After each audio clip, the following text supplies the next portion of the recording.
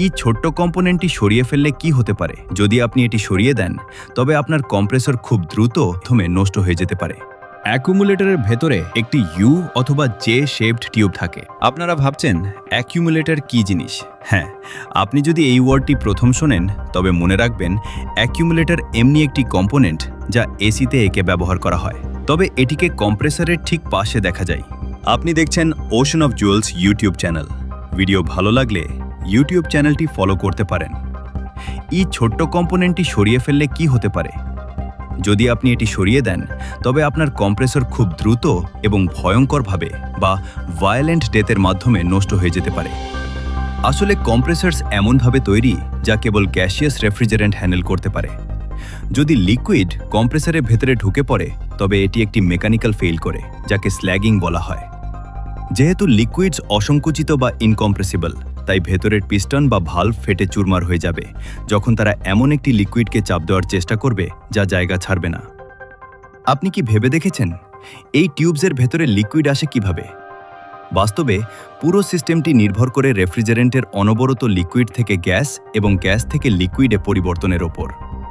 যদি এটি সবসময় গ্যাস হিসেবেই থাকত তবে এসি কার্যকরভাবে হিট মুভ করতে পারত না।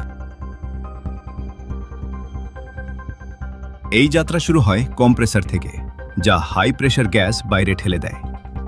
এই গ্যাস কন্ডেন্সারে যায়, যেখানে এটি তাপ ছেড়ে দেয় এবং হাই প্রেশার লিকুইডে পরিণত হয়। সেই লিকুইড লাইনের মাধ্যমে এক্সপ্যানশন ডিভাইসের দিকে যায়। এটি হঠাৎ প্রেশার কমিয়ে দেয়, যার ফলে লিকুইড এবং ভেপারের একটি ঠান্ডা লো প্রেশার মিস্ট তৈরি হয়। এই মিস্ট ইভাপোরেটর কয়েলসে প্রবেশ করে। যখন এই ঠান্ডা কয়েলের ওপর দিয়ে গরম বাতাস প্রবাহিত হয় তখন রেফ্রিজারেন্ট তাপ শোষণ করে এবং পুনরায় ফুটে গ্যাসে পরিণত হয়। মাঝে মাঝে রেফ্রিজারেন্ট পুরোপুরি গ্যাস হয় না। এই ভেট গ্যাস যখন কম্প্রেসরের দিকে এগিয়ে যায় ঠিক তখনই অ্যাকুমুলেটর তার কাজ শুরু করে। অ্যাকুমুলেটরের ভেতরে একটি ইউ অথবা জে শেপড টিউব থাকে।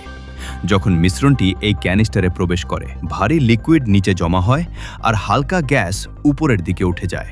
কম্প্রেসর ইউটিউবের উপরের অংশ থেকে টান দেয়, ফলে শুধুমাত্র বিশুদ্ধ ভেপার ভেতরে যায়, যা স্বাভাবিকভাবেই ক্যানিস্টারের একদম উপরে থাকে।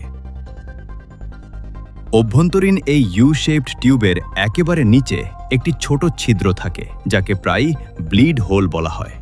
যখন কম্প্রেসর ইউটিউবের মধ্য দিয়ে হাই ভেলোসিটি ভেপার টেনে নেয় তখন সেখানে একটি সামান্য ভ্যাকিউম তৈরি হয়। এই সাকশন ওই ছিদ্র দিয়ে নিয়ন্ত্রিত পরিমাণে লিকুইড রেফ্রিজারেন্ট এবং অয়েল টেনে নেয় এবং সেটিকে একটি ভেপার স্ট্রিমে পরিণত করে।